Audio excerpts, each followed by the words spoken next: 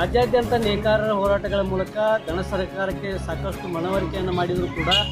ಲಕ್ಷಾಂತರ ಜನ ಕಾರ್ಮಿಕರ ಸೌಲಭ್ಯಗಳ ಅವಶ್ಯಕತೆ ಇದ್ದು ಮಾನ್ಯ ಮುಖ್ಯಮಂತ್ರಿಗಳು ಹಾಗೂ ಕಾರ್ಮಿಕ ಸಚಿವರ ಗಮನಕ್ಕೆ ತಂದರೂ ಕೂಡ ಕಳೆದ ಬಜೆಟ್ನಲ್ಲಿ ನೇಕಾರರಿಗೋಸ್ಕರ ಯಾವ ಹಣಕಾಸಿನ ವ್ಯವಸ್ಥೆಯನ್ನು ಮಾಡದೆ ನೇಕಾರರನ್ನು ನಿರ್ಲಕ್ಷ್ಯಗೊಳಿಸುವಂತಹ ಬಜೆಟ್ ಇದಾಗಿದ್ದು ಕಾರಣ ಮಾನ್ಯ ಮುಖ್ಯಮಂತ್ರಿಗಳು ಈಗೇನು ಪೂರಕ ಬಜೆಟ್ ಮಾಡ್ತಾ ಇದ್ದೀರಿ ಅಲ್ಲಿ ಆದರೂ ಕೂಡ ನೇಕಾರರ ಅಭಿವೃದ್ಧಿ ನಿಗಮವನ್ನು ಪ್ರಾರಂಭ ಮಾಡಬೇಕು ಹಾಗೂ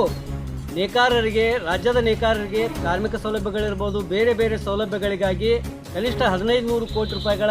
ಅನುದಾನವನ್ನು ಇಡುವುದರ ಮೂಲಕ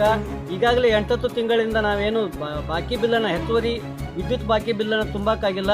ಆ ಬಿಲ್ಲನ್ನು ಕೂಡ ಸರ್ಕಾರವೇ ತುಂಬಬೇಕು ಅಂತೇಳಿ ನಾವು ಸಾಕಷ್ಟು ಒತ್ತಾಯವನ್ನು ಮಾಡಕತ್ತೀವಿ ಹಾಗೂ 10 ರಿಂದ 25 HP ವರೆಗೆ ಏನು ತಾವು ಕಂಡೀಷನನ್ನು ಹಾಕಿದ್ದೀರಿ ಆ ಕಂಡೀಷನನ್ನು ತೆರವುಗೊಳಿಸಿ ₹1.25 ಅಂತೆ 20 ವರ್ಷಗಳಿಂದ ತಾವೇನು ವಿದ್ಯುತ್ತನ್ನು ಕೊಡ್ತಾ ಬಂದಿದ್ರಿ ಅದನ್ನೇ ಜಾರಿ ಇಡಬೇಕು ಅಂತ ಹೇಳಿದ ಈ ಮೂಲಕ ಕರ್ನಾಟಕ ರಾಜ್ಯ ನೇಕಾರ ಸೇವಾ ಸಂಘದಿಂದ ಒತ್ತಾಯವನ್ನು ಮಾಡ್ತೀವಿ.